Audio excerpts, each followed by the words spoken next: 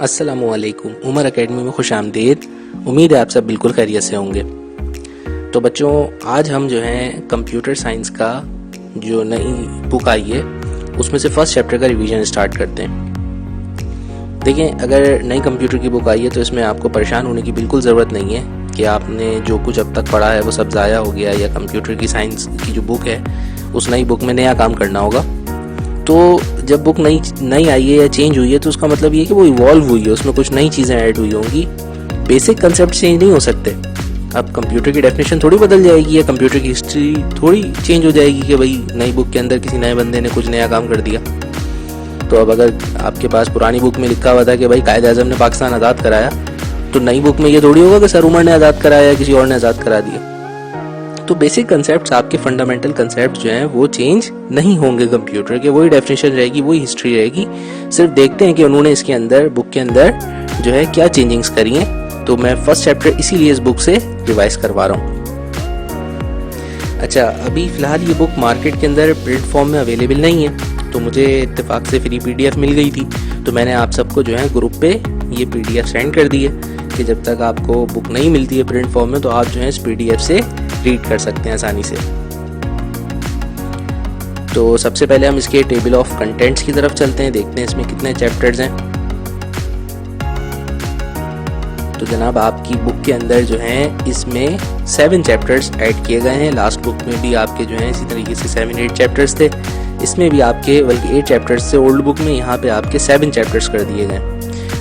तो कंसेप्ट वही हैं इसमें। पहला चैप्टर जो है फंडामेंटल्स ऑफ कंप्यूटर के, कंप्यूटर की बुनियाद के बारे में बताया जाएगा। ऑब्वियसली उसमें हिस्ट्री भी थोड़ी सी डिस्कस की जाएगी।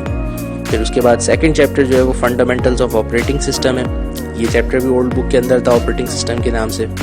नया चैप्टर जो आया है वो है ऑफिस ऑटोमेशन।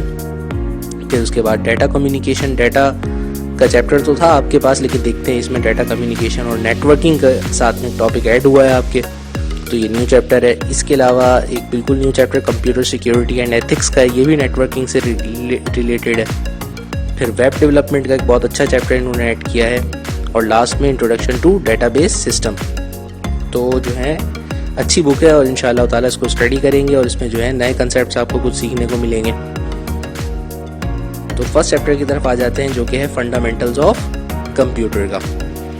तो फंडामेंटल्स ऑफ कंप्यूटर में, अच्छा इसमें अब मैं रिवीजन करवा रहा हूँ क्योंकि हम फर्स्ट चैप्टर पढ़ चुके हैं। तो जो कंसेप्ट हम पढ़ चुके हैं पहले से, तो उनकी फिर डिटेल में नहीं जाएंगे और जो है उनको गो थ्रू करके सिर्फ आपको तसल्ली दिलाने के लिए कि आपने जो कुछ पढ़ा है, जो कुछ किया है वो बिल्कुल जो है सही था और आपने जो है ना पिछला काम आपका ज़ाया नहीं हुआ। तो हम उन कंसेप्ट्स को गो थ्रू करेंगे क्योंकि उनकी पहले ही वीडियो बना चुके हैं। तो अगर किसी बच्चे को वो दोबारा से अगर कंसेप्ट्स देखने हो तो इसी पेज पे मैंने अपलोड कर दिए हैं। आप इस पेज को लाइक करें, सब्सक्राइब करें, तो आपके पास नई भी जो लेक्चर्स होंगे वो भी आते रहेंगे। और जो मैंने पिछले चैप्टर्स के लिए जो लेक्चर्स जो भी हैं वो भी सारे इसी पेज पे अपलोड कर दिए हैं। तो शुरुआत करते हैं बच्चों पहले चैप्टर से। इंट्रोडक्शन टू कंप्यूटर स्टार्ट होता है। सबसे पहले स्टार्टिंग में इन्होंने वही कंप्यूटर की डेफिनेशन दी है कि कंप्यूटर एक इलेक्ट्रॉनिक डिवाइस है, एक कैलकुलेटिंग मशीन है जो कि सारी कैलकुलेशंस परफॉर्म करती है बेस्ड ऑन ह्यूमन इंस्ट्रक्शंस के ऊपर, कि इंसान उसको प्रोग्राम करता है और हम जिस तरीके से उसे कंप्यूटेशन करवाना चाहें वो उस तरीके से हमें हिसाब किताब करके कंप्यूट करके बता देती है। कंप्यूटर का हर फील्ड के अंदर इस्तेमाल होता है, ठीक है। और आज के दौर में तो कंप्यूटर जो है बहुत ज़्यादा जो है हमारी लाइफ में इंटीग्रेट हो गया है। सारे इन्होंने मिसाल दी है, बैंकिंग, ट्रांसपोर्टेशन, रिसर्च वगैरह हर जगह पे कंप्यूटर के यूसेज मिलेंगे आपको। फिर एवोल्यूशन ऑफ कंप्यूटर के, जाहिर सी बात है आज का जो कंप्यूटर है वो शुरू से कंप्यूटर इस हालत में नहीं था। वक्त के साथ साथ कंप्यूटर की सलाहियतों में तब्दीली आती गई और कंप्यूटर की कैपेसिटी और काम करने की सलाहियत बढ़ती और बदलती गई। तो आज का कंप्यूटर ऐसे बहुत से काम कर सकता है जो पिछला कंप्यूटर नहीं कर सकता था। तो जिस तरह इंसान की डेवलपमेंट के स्टेजेस होते हैं, बचपन, जवानी, बुढ़ापा, इसी तरीके से कंप्यूटर ने भी जो डेवलपमेंट की है उसको हमने 3 हिस्सों में कैटेगराइज किया था। लास्ट बुक में भी हमने इसी तरीके से पढ़ा था कि एक डार्क एज थी, फर्स्ट एज जो कि बिल्कुल कंप्यूटर की स्टार्टिंग एज थी जिसमें ज़्यादा कैपेबिलिटीज़ नहीं थी उसमें। फिर उसके बाद सेकंड एज आई थी जिसको हम मिडिल एज भी कहते थे। और थर्ड एज जो कि हमारी प्रेजेंट एज भी चल रही है उसको हम मॉडर्न एज कहते हैं कंप्यूटर की।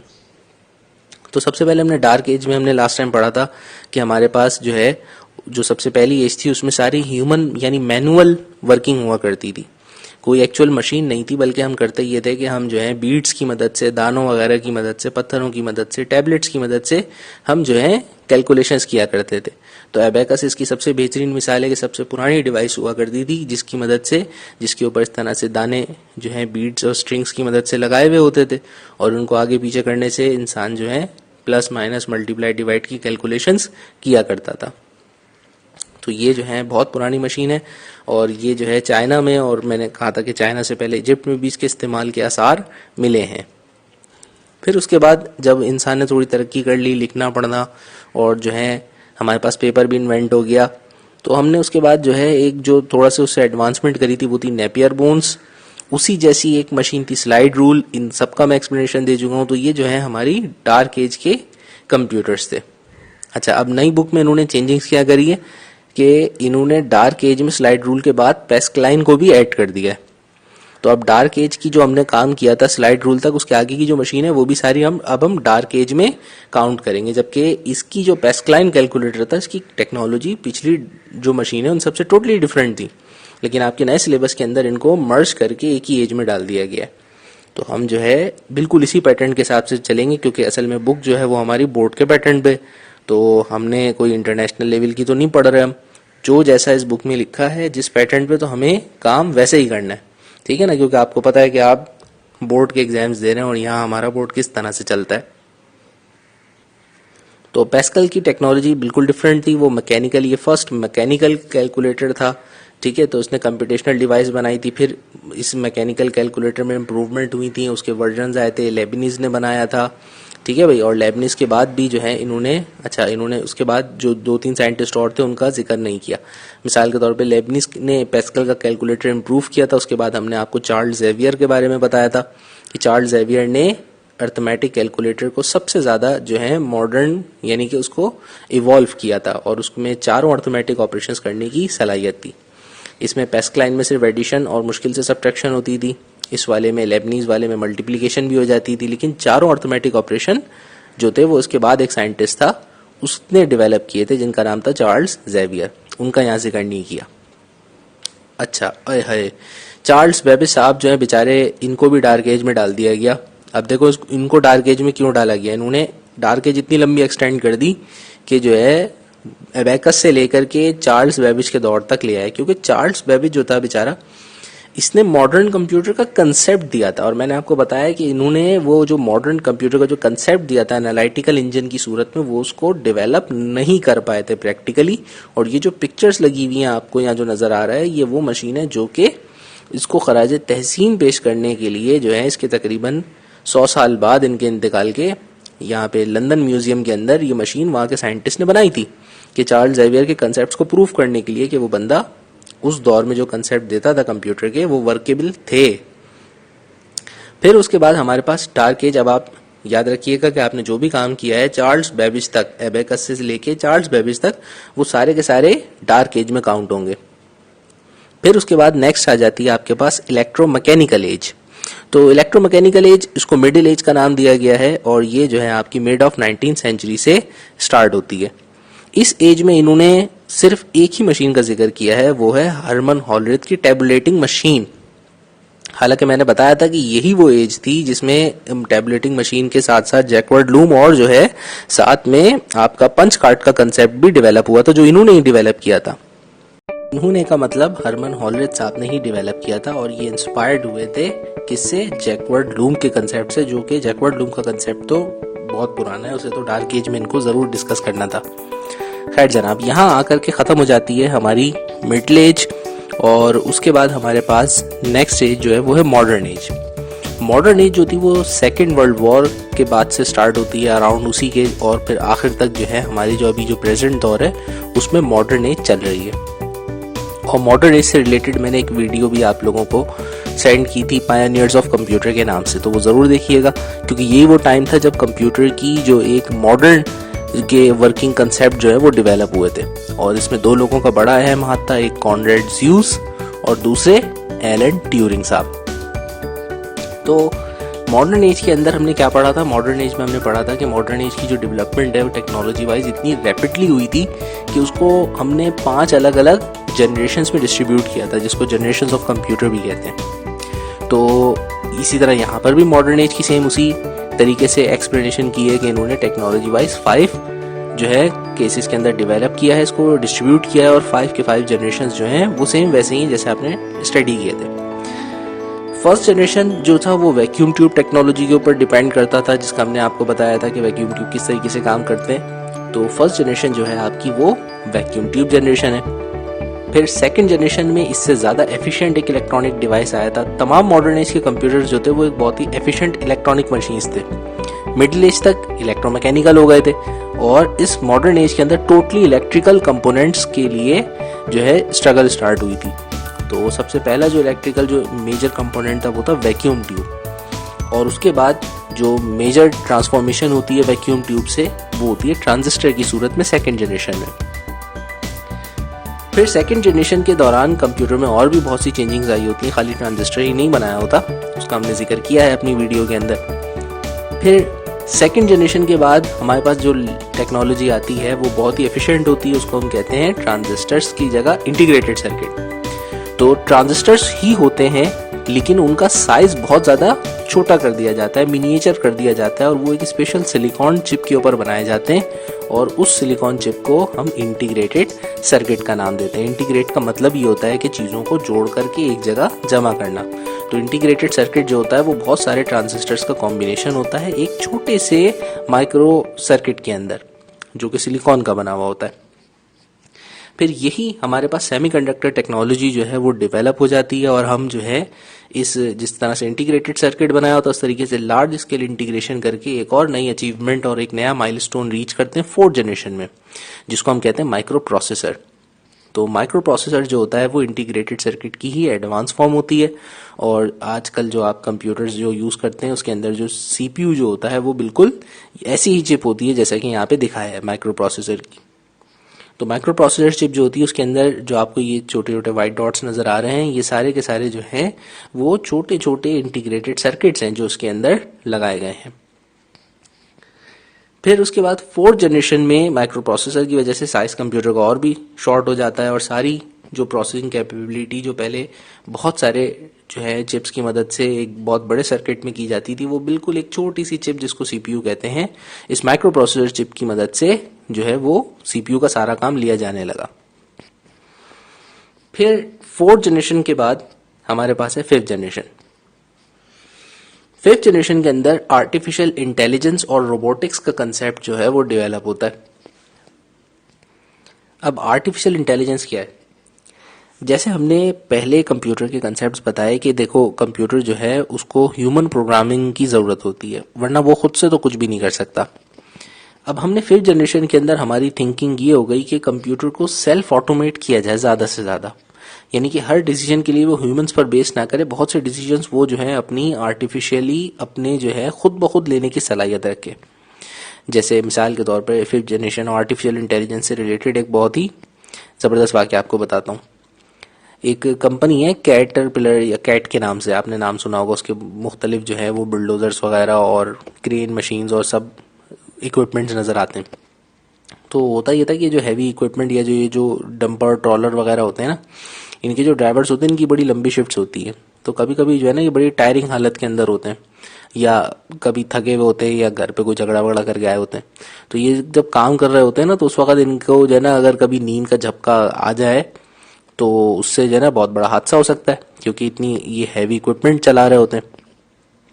तो कंपनी ने एक आर्टिफिशियल टेक्नोलॉजी डेवलप करी कि उनके जितने भी जो क्रेन ऑपरेटर्स होते हैं या जितने भी उनकी जो डंपर और जो बड़े बड़े जा रहे होते हैं ट्रॉले वगैरह, उसके अंदर ड्राइविंग सीट के ऊपर जो है ना एक कैमरा लगा हुआ होता है, और जो है वो जो कैमरा होता है वो बिल्कुल आर्टिफिशियल इंटेलिजेंस के साथ जो है सॉफ्टवेयर के साथ अटैच होता है। तो उसका सॉफ्टवेयर क्या करता है कि वो जब ड्राइवर उसको ऑपरेट करने के लिए बैठता है ना, तो वो ड्राइवर को मॉनिटर कर रहा होता है, और जब तक ड्राइवर बैठा होता है वो उसके फेशियल एक्सप्रेशन से जो है अंदाज़ा लगा रहा होता है कि भाई ये इस काम के लिए फिट है कि नहीं, इसको नींद वींद तो नहीं आ रही है, या ये जो है ना कोई मेंटली फटीग तो नहीं है इसके साथ। तो अगर ड्राइवर जो है उस काम के लिए सूटेबल नहीं होता तो वो जो कंप्यूटर है ना वो पहले ही वार्निंग दे देता है उस ड्राइवर को भी और उनके सुपरवाइजर को भी कि भाई ये बंदा है इस काम के लिए इस वक्त फिट नहीं है। तो मशीन जो होती है वो खुद ब खुद जो है सेफ मोड में चली जाती है।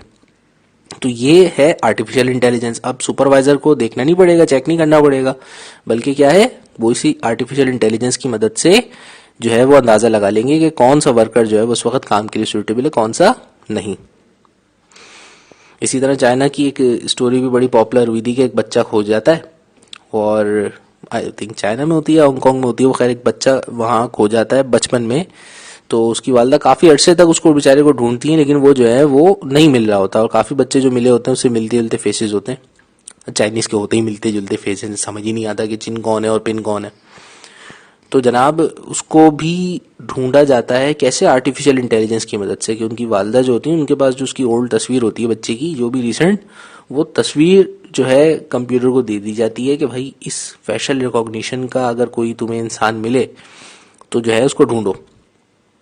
तो वो कंप्यूटर ना उस बच्चे की जो है सारी फेशियल स्टडी करके वो जो है डेटाबेस में डाल देता है, ठीक। और वो डेटाबेस से जो है जितने भी जो पूरे चाइना के अंदर जो कैमरे वगैरह होते हैं ना, वो उसको सर्वेलेंस कर रहे होते हैं, सारे इंटीग्रेटेड होते हैं। जब मैं सुपर कंप्यूटर का पढ़ा रहा था तो मैं बता रहा था कि सुपर कंप्यूटर आखिर कितना ज़्यादा एडवांस होता है। तो उन्होंने डेटाबेस में सर्चिंग पे लगा दिया कि वो बच्चा जो खोया था, ठीक है ना, उस बच्चे के आने वाले सालों में वो डेवलप होगी कैसा होगा उसका बाय फेस या फेशियल रिकॉग्निशन से, और उसको उस डेटाबेस से वो ढूंढते हैं। आप यकीन करें वो बच्चा 30 साल बाद जाके मिलता है, और 30 साल बाद जब वो इंसान मिलता है वो उसको पकड़ करके ऐसे ही नहीं, वो उसका पहले डीएनए टेस्ट कराते हैं, साबित होता है कि हाँ भाई ये इन्हीं की औलाद है और ये बिछड़ गया था। तो 30 साल बाद जाकर के वो जो है मदर्स डे के ऊपर उनकी अम्मा को अपना बच्चा मिलता है। तो दैट इज आर्टिफिशियल इंटेलिजेंस। तो हम कंप्यूटर को बहुत से कामों के लिए सेल्फ ऑटोमेट कर रहे हैं कि वो जो है, वरना इंसान तस्वीरें कैसे ढूंढ सकता था, नहीं ढूंढ सकता था। तो ये ह्यूमन कैपेबिलिटी से बाहर की चीज़ है। तो ये सब हमारा 5th जनरेशन का टॉपिक है। 5th जनरेशन के बाद हमारा जो नेक्स्ट टॉपिक आ जाता है वो आ जाता है क्लासिफिकेशन ऑफ कंप्यूटर्स का। अब यहाँ पर आपकी जो है एवोल्यूशन ऑफ कंप्यूटर का टॉपिक ख़त्म हो गया कि भाई आपने डार्क एज की भी स्टडी कर ली, मिडिल एज की भी कर ली, मॉडर्न एज की भी कर ली। अब आप कंप्यूटर की क्लासिफिकेशंस पढ़ रहे हैं कि कंप्यूटर कितने टाइप्स के होते हैं। तो मैंने लास्ट टाइम आपको पढ़ाया था, देखें सेम वैसे ही यहाँ पे क्लासिफिकेशन हुई है कि 3 तरह से कंप्यूटर्स को क्लासिफाई किया जा सकता है, या तो मकसद के हिसाब से जिसको हम बाय पर्पस कहते हैं, या उनके टेक्नोलॉजी ऑफ डाटा हैंडलिंग के एतबार से, या उनके साइज के एतबार से। साइज को हमने कैपेसिटी का वर्ड यूज किया था, तो वो सेम ही मतलब होता है, साइज या कैपेसिटी। तो पर्पस के हिसाब से हमने जो कंप्यूटर डिस्कस किए थे, general purpose, special purpose, same यहाँ पर भी वैसे ही है कि 2 तरह के कंप्यूटर हैं, एक जो है स्पेशल पर्पस है और एक जनरल पर्पस कंप्यूटर्स हैं। फिर इसी तरीके से हमने टाइप ऑफ डाटा हैंडलिंग के हिसाब से कि किस तरह का डाटा होता है कंप्यूटर उसको हैंडल करता है। तो एक एनालॉग कंप्यूटर होता है जो कि एनालॉग सिग्नल्स को जो है खाली प्रोसेस करने की सलाहियत रखता है। डिजिटल कंप्यूटर सिर्फ डिजिटल को प्रोसेस करने की सलाहियत रखता है। और जो हाइब्रिड कंप्यूटर होता है वो तो दोनों की ही कैपेबिलिटीज को मर्ज करके बनाया जाता है। तो हाइब्रिड कंप्यूटर्स जो होते हैं एक्चुअली वो एनालॉग और डिजिटल का कॉम्बिनेशन होते हैं। अच्छा, फिर उसके बाद जब हम बात करते हैं कैपेसिटी के हिसाब से, यानी साइज का मतलब ये नहीं है, इन्होंने हेडिंग अच्छी नहीं डाली साइज वाली। साइज का मतलब तो दिमाग में कंसेप्ट जाता है भाई छोटा साइज या बड़ा साइज। तो कैपेसिटी का मतलब ये होता है, जो ज़्यादा सुटेबल वर्ड था वो ये है कि कंप्यूटर काम करने का लोड कितना उठा सकता है। ठीक है, अब एक आपके पास मोबाइल है, उसमें कुछ चीज़ें आप कर सकते हैं, कुछ चीज़ों की लिमिटेशंस होती हैं उसमें, कुछ चीज़ें वो नहीं कर सकते आप उसमें। इसी तरीके से फिर आपके पास उससे एडवांस आपको ज़्यादा प्रोसेसिंग का काम चाहिए, आप लैपटॉप पे कर लें, कंप्यूटर पे कर लें। फिर उससे ज़्यादा फिर आपके पास सर्वर्स आ जाते हैं। ठीक है ना, अब एक मोबाइल से आप 1000 लोगों को कनेक्ट करके तो नेट नहीं डिस्ट्रीब्यूट कर सकते, तो ये काम फिर सर्वर कंप्यूटर्स करते हैं। तो ये चीज़ कहलाती है कैपेसिटी, कि भाई कौन कितना वर्कलोड उठा सकता है। तो कैपेसिटी के एतबार से हमने 4 कंप्यूटर्स पढ़े थे। सबसे हैवी ड्यूटी जो कंप्यूटर था वो था सुपर कंप्यूटर। ठीक है ना, उसकी बड़ी आपको बताया था डिटेल में कि वो कितनी अहम किस्म की कैलकुलेशंस और कितने ह्यूज लेवल पे कर सकता है। फिर अल्हम्दुलिल्लाह ये भी था कि पाकिस्तान के पास भी सुपर कंप्यूटर्स मौजूद है। फिर मेन फ्रेम कंप्यूटर था कि जो कि उससे सलाहियत में कम होता है, ठीक है ना, लेकिन स्टिल पावरफुल होता है और काफ़ी ह्यूज लेवल पे काम कर सकता है। उससे छोटा जो सर्वर बेस्ड कंप्यूटर होता है उसको हम मिनी कंप्यूटर कहते हैं। और सबसे आखिर में जो जिससे हम खेलते हैं वो कहलाता है माइक्रो कंप्यूटर। ठीक है भाई। अच्छा, फिर उसके बाद हमने ये सारी क्लासिफिकेशन ऑफ कंप्यूटर डिस्कस कर ली थी। उसके बाद हमारे पास आ जाता है role of computer. Role of computer मैंने आपको शुरुआत हमने जब लेक्चर की थी फर्स्ट चैप्टर के, तो उसमें पहले मैंने 3 वीडियोस भेजी थी आपको, ठीक है ना। तो वो वीडियोस मैंने क्यों भेजी थी, वो इसीलिए भेजी थी कि आपको दिखाना मकसूद था कि भाई देखें कंप्यूटर आज हमारी ज़िंदगी में कितना अहम हो गया, और फ्यूचर में तो इसके बगैर आप भूल जाएं कि आपकी लाइफ जो है वो अच्छी हो सकती है, ठीक है ना, बहुत ज़्यादा आप डिपेंडेंट हो गए। तो कंप्यूटर का रोल हमारी हर फील्ड के अंदर मौजूद है। कोई फील्ड ऐसी नहीं मिलेगी आपको जहां आज के दौर में कंप्यूटर का इस्तेमाल ना होता हो, ठीक। तो उसकी वो वीडियोस आप देखिएगा, दोबारा से देख लीजिएगा, ठीक है, तो आपका कंसेप्ट और क्लियर हो जाएगा। कंप्यूटर टुडे एंड टुमारो का भी यही मतलब है कि आज कहाँ यूज़ हो रहा है और आज के बाद ये टेक्नोलॉजी कहाँ यूज़ होगी, क्या ये फील्ड काम की है कि नहीं है, या ये बिल्कुल ख़त्म हो जाएगी बस आज के दौर में, कल को कोई और चीज़ होगी। तो कंप्यूटर तो ख़त्म नहीं होने वाला, ये तो वो साइंस की फील्ड है भाई कि जो है जो इवॉल्व करती चली जा रही है, और फ्यूचर में देखो क्या क्या इसमें डेवलपमेंट होती हैं। अच्छा, फिर इन्होंने वही टुडे एंड टुमारो के अंदर फिर वही रोबोटिक्स का और आर्टिफिशियल इंटेलिजेंस का जिक्र दोबारा से किया है। तो रोबोट्स जो होते हैं वो आर्टिफिशियल इंटेलिजेंस का ये एक प्रैक्टिकल नमूना होते हैं। अच्छा, आपको पता है हमारे पास एक ऐसा रोबोट भी है जो कि खाना खुद बना सकता है, सच में। तो उसकी भी इंशाल्लाह कभी आपको वीडियो भेजूंगा, अभी तो नहीं है मेरे पास, वो भेजूंगा आपको, व्हाट्सएप कर दूंगा, क्योंकि अगर मैंने यहाँ पर चैनल पे डाली तो वो तो कॉपीराइट स्ट्राइक हो जाएगी। तो रोबोट्स जो हैं वो आर्टिफिशियल इंटेलिजेंस का बेहतरीन नमूना होते हैं, और मैंने बिल्कुल सही कहा, आप यकीन नहीं करेंगे लेकिन खाना पकाने वाला भी रोबोट हमारे पास मौजूद है, और वो जो है आपका 2017 में आई थिंक डेवलप हुआ था, डेवलपिंग स्टेज में था। फिर 2018 में, अभी वो यहाँ नहीं मिलेगा आपको पाकिस्तान में, लेकिन ये है कि आप जापान चले जाएं, ठीक है भाई, वहाँ पर बाकायदा इसके जो है एनुअल मुकाबले होते हैं और रोबोटिक्स की बाकायदा एग्जीबिशंस होती हैं, उसमें वो सारे रोबोट्स आते हैं। तो एक रोबोटिक शेफ आया था, और मतलब उन्होंने एक पूरा रोबोट ऐसा बनाया था कि जो है पूरा एक समझ लो कि किचन जैसे, किचन के अंदर जो मेन जहाँ पे हमारे स्टोव वगैरह लगे होते हैं, तो वो पूरा एक किचन जो था उसमें रोबोटिक आर्म्स थे, और वो पूरा ऐसा था कि आप उसके अंदर जो है अपनी रेसिपी म्यूजिक प्लेलिस्ट की तरह आप डाल दें, उस रोबोट को पता है कि भाई इसने किस शेल्फ में कहाँ पे कौन सी चीज़ रखी हुई है, वो चीज़ वहाँ से वो उठाएगा और सेम वैसी रेसिपी जैसे आप बताएंगे, इतनी देर कुक करना है, इतनी देर बॉईल करना है, वो सब करेगा, ठीक है भाई। तो ये जो है हमारे पास प्रैक्टिकल आर्टिफिशियल इंटेलिजेंस का एक नमूना है, रोबोटिक्स वगैरह जो है। फिर वायरलेस कम्युनिकेशन का जिक्र किया है भाई।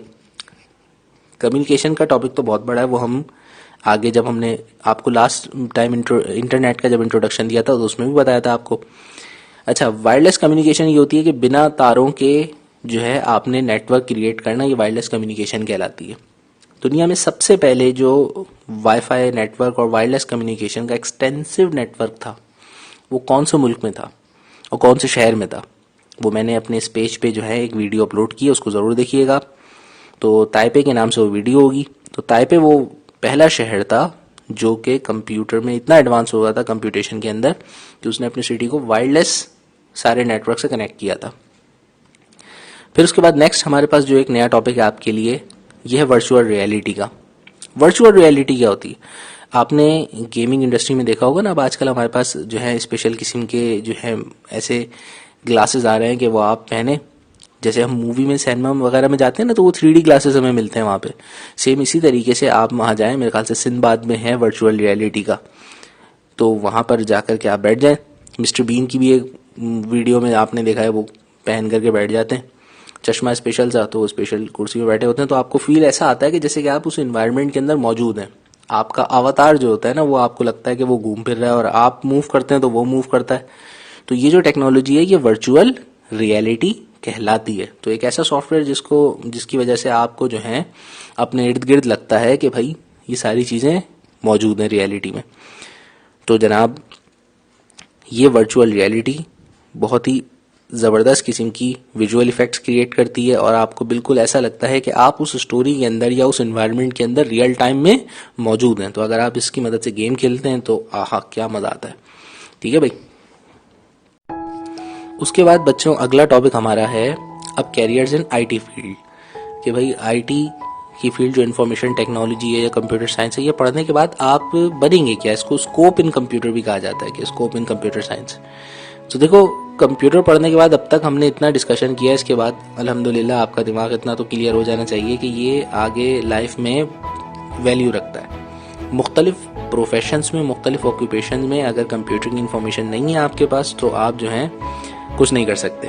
अच्छा, साथ साथ ये कि मुख्तलिफ जो है आपको फील्ड्स में ना सिर्फ ये हेल्प कर रहा है बल्कि साथ साथ कंप्यूटर की अपनी भी कुछ ज़ाती जो स्पेशलाइज्ड फील्ड्स हैं उनका हम जिक्र करेंगे। वो सारी आईटी की फील्ड्स कहलाती हैं। तो उन फील्ड्स में सबसे पहले जिसका जिक्र है वो है सॉफ्टवेयर इंजीनियर। तो जनाब, सॉफ्टवेयर इंजीनियर्स की जो है बहुत ही हाईली डिमांड होती है आजकल। मुख्तलिफ किस्म के सॉफ्टवेयर, गेमिंग सॉफ्टवेयर खास तौर पर। बच्चों, गेम्स को हल्का मत लेना। ये हम जो गेम्स वगैरह खेल रहे होते हैं या हम तो बड़ों से डांटी पड़ती है, भाई हर वक्त गेम में लगा रहता है। मैं आपको बताऊं, गेमिंग इंडस्ट्री जो होती है ना, ये गेमिंग इंडस्ट्री जो है ना, मूवी इंडस्ट्री से पूरी दुनिया की जितनी भी मूवी और म्यूजिक इंडस्ट्री है मिला लो, जितना ये लोग कमाते हैं उन सबसे ज़्यादा जो है ना ये सॉफ्टवेयर वाले कमाते हैं। जी जनाब, अभी रिसेंट एक रिसर्च सर्वे में मैंने पढ़ा था कि दुनिया की तकरीबन आधी से ज़्यादा आबादी जो है ना वो गेम्स खेलती है, कंप्यूटर एनिमेटेड गेम्स खेलती है। तो जाहिर सी बात है, अब कंप्यूटर गेम्स खेल रही है तो कंप्यूटर गेम्स कोई डेवलप तो करेगा ना, तभी तो इतना पॉपुलर हो रहा है। तो ये सॉफ्टवेयर इंजीनियर्स होते हैं जिनका काम गेमिंग सॉफ्टवेयर और मुख्तलिफ किस्म के सॉफ्टवेयर जो कंप्यूटर पे चलते हैं वो बनाना है। ठीक है भाई, तो हम इस वक्त बैठे हुए हैं, ये कंप्यूटर की पे आप पीडीएफ देख रहे हैं, तो ये पीडीएफ का सॉफ्टवेयर किसी ने बनाया होगा, वो सॉफ्टवेयर इंजीनियर है। नेक्स्ट है नेटवर्क एडमिनिस्ट्रेटर। नेटवर्क एडमिनिस्ट्रेटर किसे कहते हैं भाई? ये वो बंदा होता है जो किसी भी बिल्डिंग के अंदर, किसी भी इदारे के अंदर जो सारे कंप्यूटर्स इंटरकनेक्ट किए जाते हैं, उनकी रिसोर्सेज शेयर की जाती हैं और उनको मैनेज किया जाता है, तो ये उन सबको सुपरवाइज करता है। उस बंदे को कहते हैं नेटवर्क एडमिनिस्ट्रेटर। अब किसी भी, फर्ज करें कि आपके स्कूल की मिसाल ले लेता हूँ कि आपकी लैब जो है, अगर उसमें जितने भी कंप्यूटर्स हैं उन सबको मैं इंटीग्रेट करूँगा, ठीक है भाई, तो मैं उसमें हर कंप्यूटर की जो है अलग अलग लिमिट रख दूंगा कि भाई इस कंप्यूटर को ये रिसोर्सेज शेयर करनी है, इस रिसोर्स को ये रिसोर्सेज शेयर करनी है।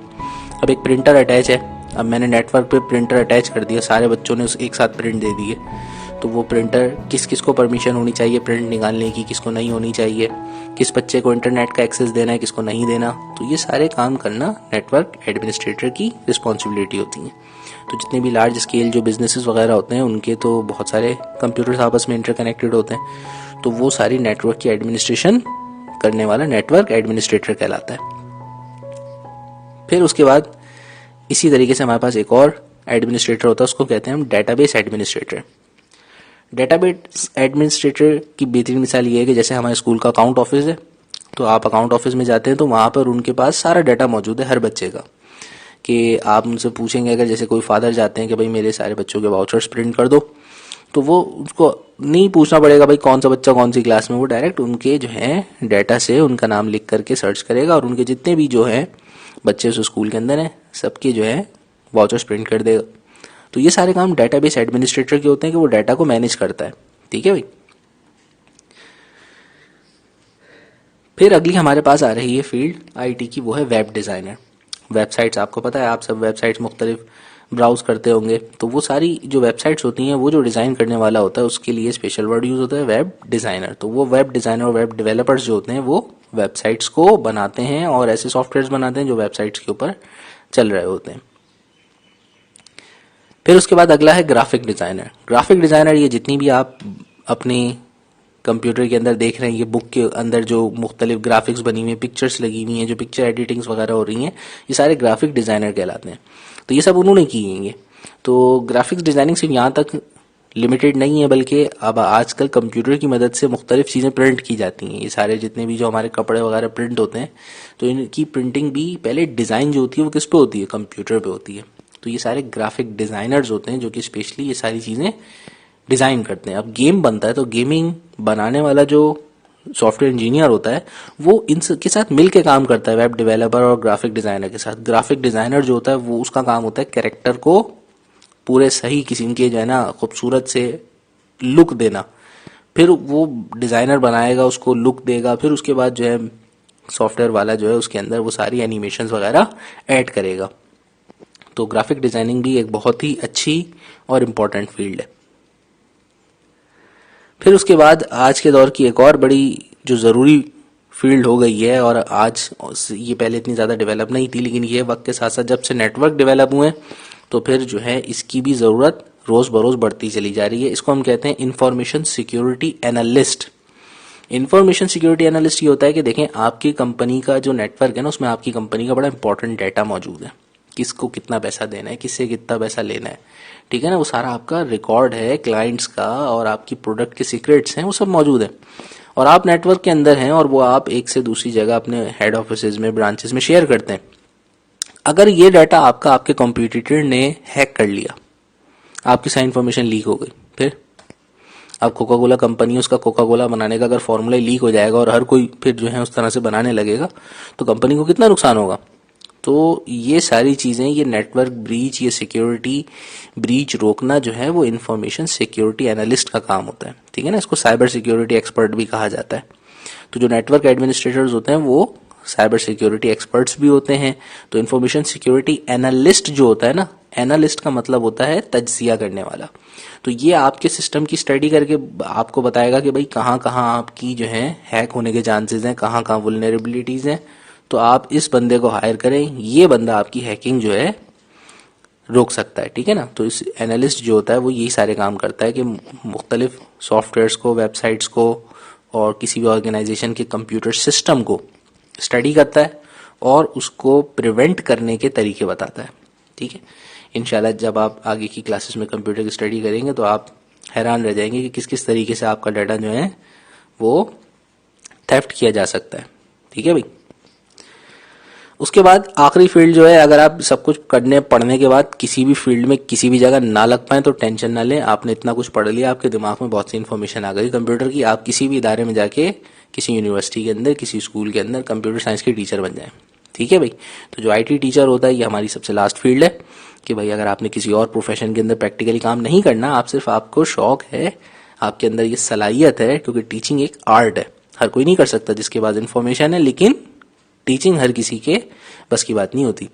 तो अगर आपको टीचिंग का शौक और आपके अंदर स्किल्स हैं और आपको लगता है कि आप बेहतरीन तरीके से एक कंसेप्ट को एक्सप्लेन कर सकते हैं तो आप फिर जो है कंप्यूटर के साइंस टीचर बन जाएंगे, तो आपको IT टीचर कहा जाएगा। इसके बाद हमारे पास देखो, यहाँ तक हमारा फर्स्ट चैप्टर हमने जो अब तक कंप्लीट किया था, ठीक है ना, वो तकरीबन टॉपिक्स यहाँ पे आ गए हैं, ठीक। अब फर्स्ट चैप्टर ही के अंदर इन्होंने जो अब नेक्स्ट टॉपिक स्टार्ट किए हैं वो असल में हमारे पुरानी बुक का सेकंड चैप्टर है। मैंने इसके लेक्चर लास्ट वीक इसीलिए अपलोड नहीं किए थे क्योंकि जब मुझे पता चला था कि इस वीक में ये बुक आने ही वाली है तो इसलिए फिर मैं रुक गया, मैंने कहा पहले बुक आ जाए फिर देखते हैं। तो अब जो आप कंसेप्ट पढ़ने जा रहे हैं ये है हमारा नया चैप्टर जो हमें वैसे भी पढ़ना था इस वीक के अंदर। तो अब इस चैप्टर की इंशाल्लाह ताला आपको एक्सप्लेनेशन देता हूँ, ठीक है भाई। उससे पहले मैं आपके लिए एक वीडियो है वो व्हाट्सएप पे भेज रहा हूँ, पहले वो वीडियो देख लें, ठीक है, थोड़ा सांस वांस ले लें, पानी पी के आ जाए, फिर हम इंशाल्लाह ताला ये स्टार्ट करते हैं, ठीक है भाई, सेकंड चैप्टर की। Thank you.